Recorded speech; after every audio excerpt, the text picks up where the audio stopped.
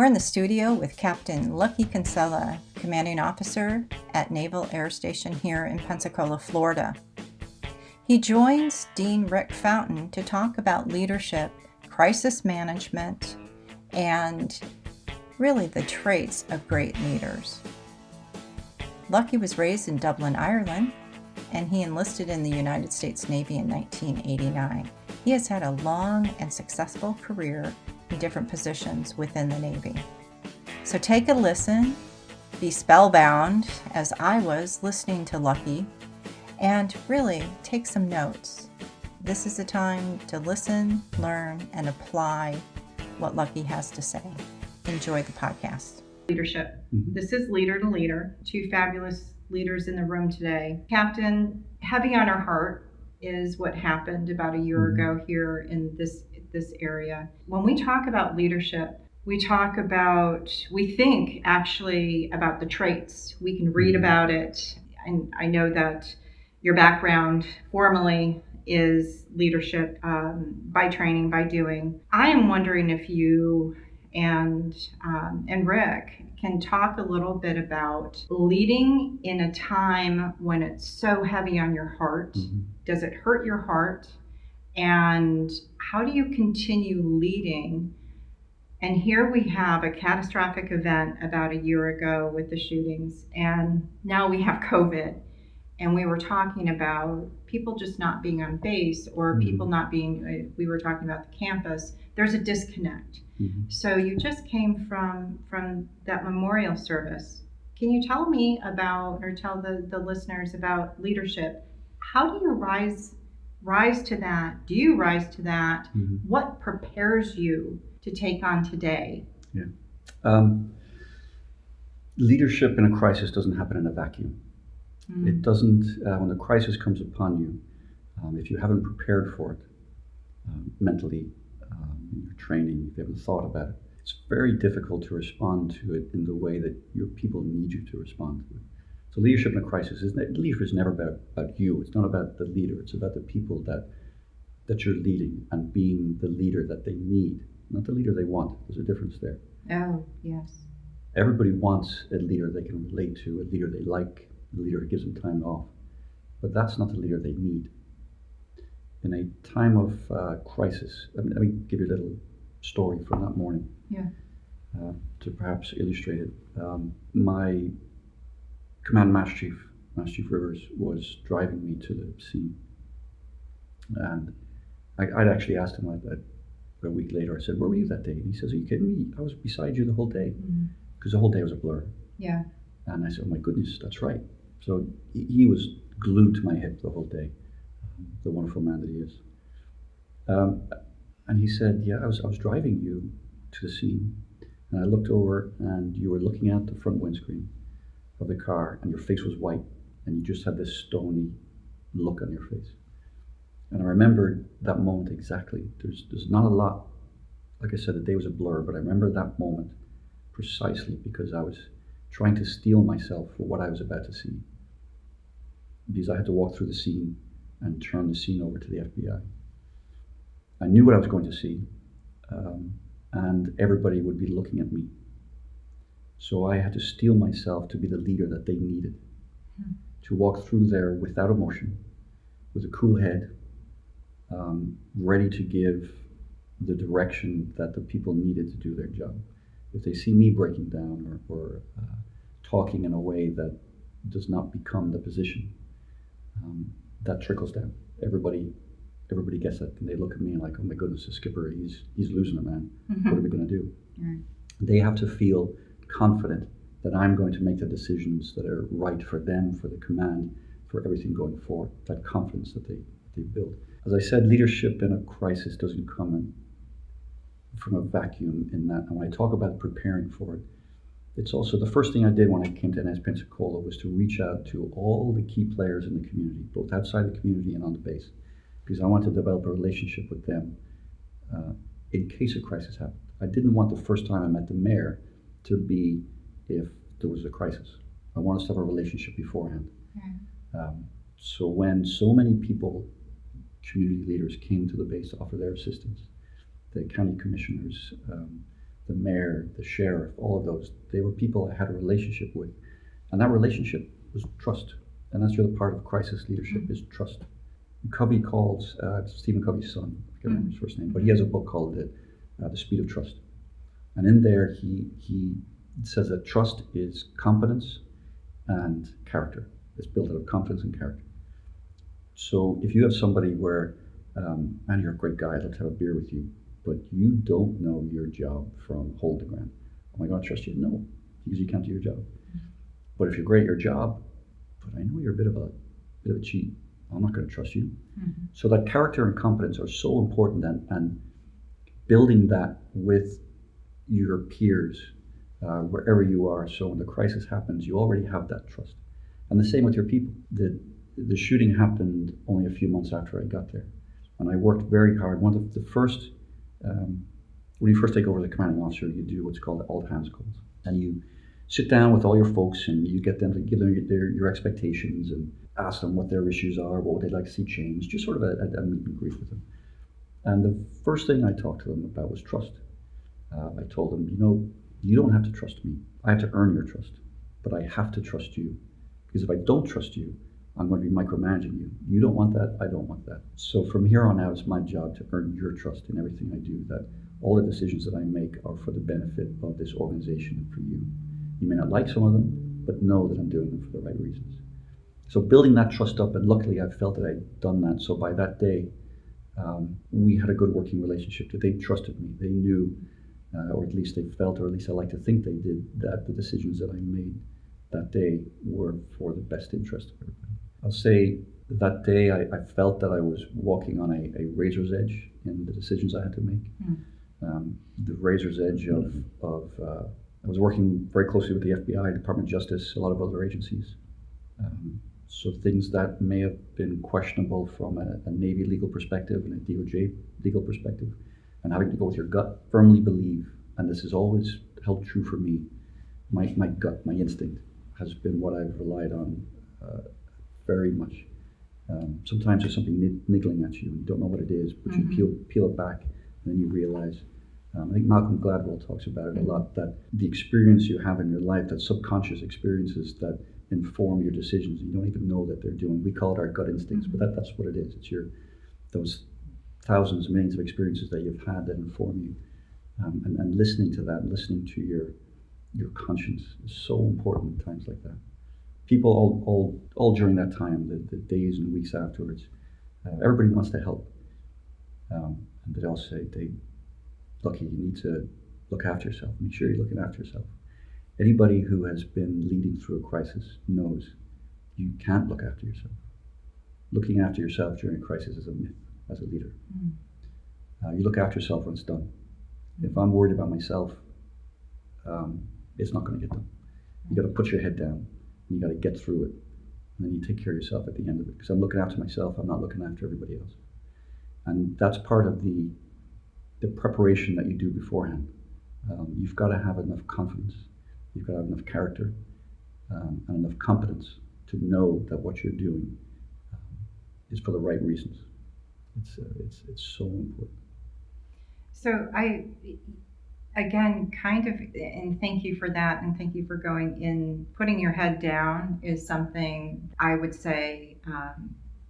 We're going to talk about in a minute about the hotel business and the pub business, but putting your head down and doing the hard work. I think that there is a myth out there, especially, I'm just going to say it here, we're sitting on campus with students, that it's easy. And it's not. We get to where we are by those experiences.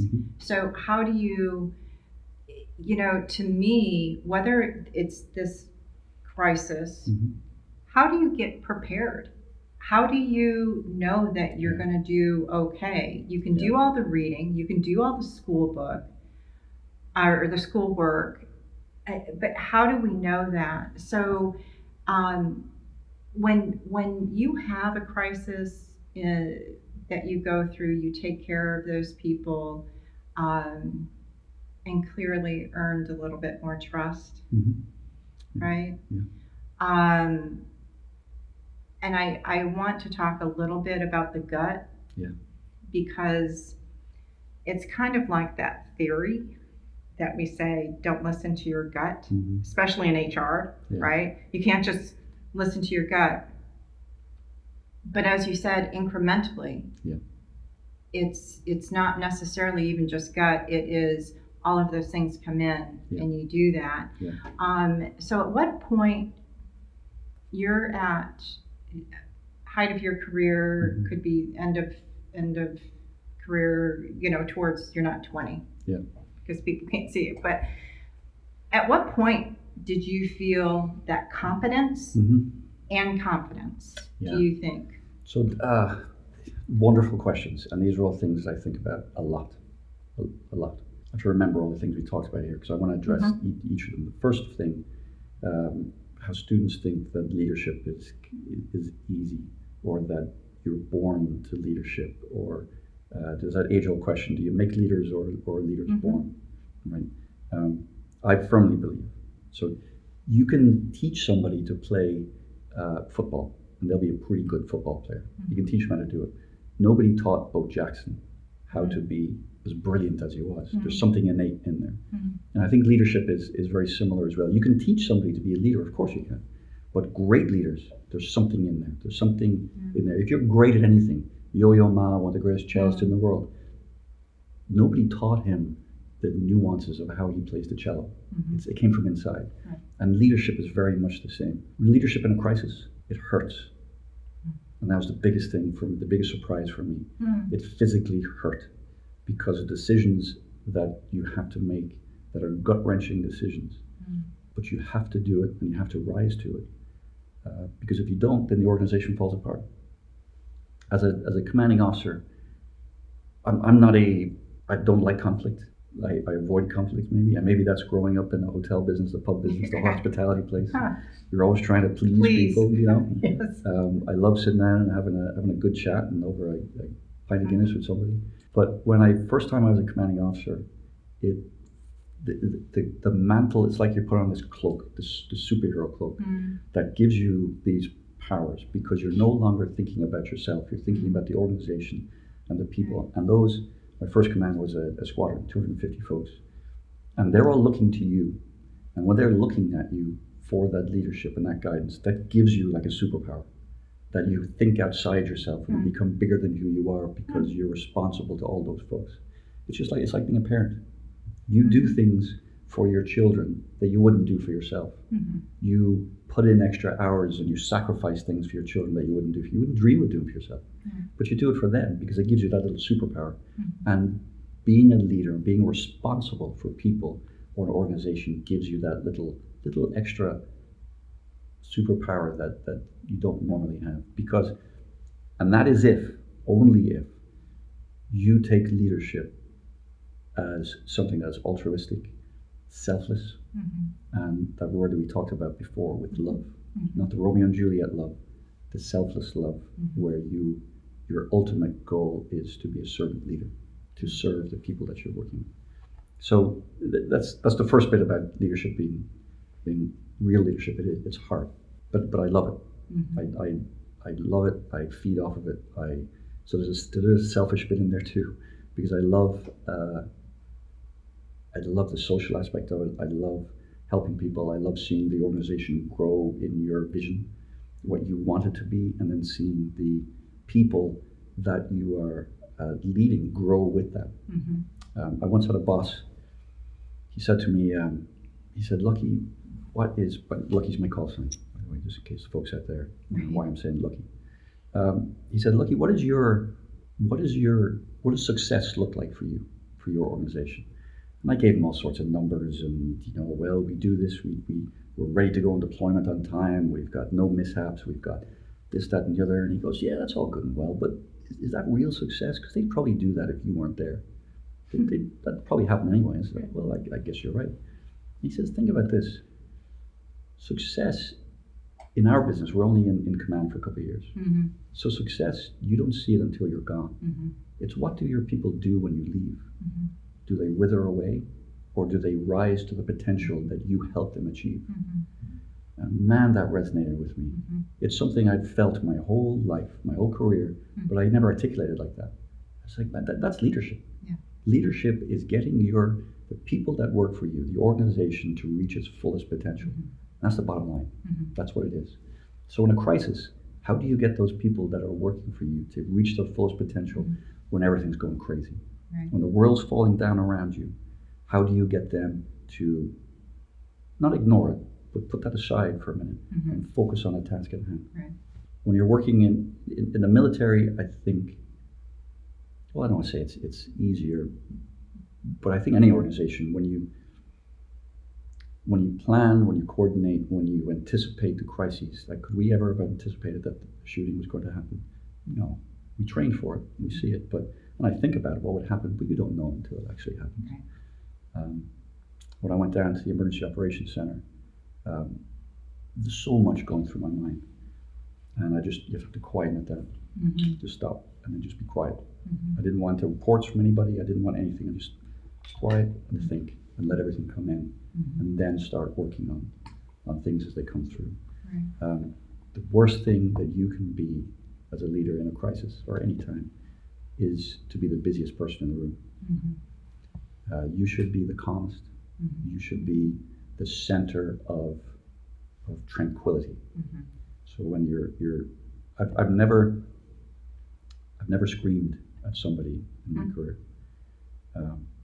It's so much more because then nobody will come talk to you. Right. So if you're in a crisis, you're running around and you're trying to do everybody's jobs, and you're like, what are you doing? Where are your reports? Where's the data? I need this, I need this, I need that. You're not thinking about the big picture at all. I once had a flight instructor who, I did anti-submarine warfare, and there are very complex problems, all sorts of things going on everywhere. It's like doing a chess game, and we have the scope, and we plot it out on the scope. And he used to say, when you're in the middle of your exercise, your problem, you're hunting a submarine, if you're focused on that little scope there, that's all you're doing, you're going to fail. He said, sit back, put your foot up on the control panel, and just watch things around you, and all these things will start coming into you. And then you'll get a much bigger picture, and all the little pieces will start coming together, and you'll know what direction to go in. And it's so important to do that, the big picture. Right. You have everyone else is there to look at the individual pieces of the jigsaw, and you're there to put all those pieces together. So part of, when you say, if I can, because I can't wrap my mind around in being in the corporate world versus the military, it's different training, right? Yeah. And being a lawyer is different training too, so you can bring something into this. My question is, when we talk about people, so some of those people are put into positions whether you pick them or not, right? Yeah. And so if I understand it correctly, then you have people, when you're putting your foot up there, what happens when they don't? Yeah, wonderful. Tough, I don't know how to ask it in a nice way, because when they're failing. Yeah, right. And they're failing the organization, not necessarily just you, but they're failing the organization. Yeah. How is that? That's a good leadership thing. It sure is. And it's another thing. Your questions are great. They probe right into so many things that are important to me. You have to allow your people to fail. They'll never grow. Right. You have to. So that's the hardest thing as a leader. To watch. Because you've been there, you've done it, you've been through the ringer. I've been doing this for over 30 years now, so I've seen lots of things. But I have to allow them to fail. I'm not going to allow them to fail catastrophically, but I'll allow them to fail enough where they learn something about it. Yeah. We are in, I think we have morphed into almost a no risk, no fail society. We see that in so much. We see it in our children. Yeah. We see it in suicide rates of young people now. Because, and it's something that is very problematic for us in the military. Not to go down that rabbit hole of suicide, but it's if you don't allow folks to fail, your children, you don't want your kids to fail, but if you don't allow them to fail, what are they going to do when they go to college? What are they going to do when they're in their first job? Because you build that scar tissue when you fail, and then you also build confidence. Now in a crisis, sometimes you don't have that luxury to allow them to fail because everything's got to be done. Right. But at the same point, a team that is strong enough where the other members of the team can pick up the slack of those that are not maybe they're not pulling their full weight. Yeah. The other thing I think is that you have to have the confidence as a leader when one of your people is failing that is going to affect the organization in a way that you have the capability to bounce back from it, or to anticipate it, or to compensate for it. Yeah. Right. And be able to see it. Yeah. And recognize it, and then and also that it's usually it's not that big of a deal. Yeah. You know, if a report doesn't get to somebody on time, okay, I might get yelled at by it, or you didn't get that report to us on time. Well, okay. Hey, Johnny, how come you didn't get the report in on time? Well, I was confused and I didn't understand and this, that, and the other. Okay, well, ask so-and-so next time and let's do better. And then usually that is actually a lot more powerful than pointing your finger in their chest and yelling at them. And hopefully they do better.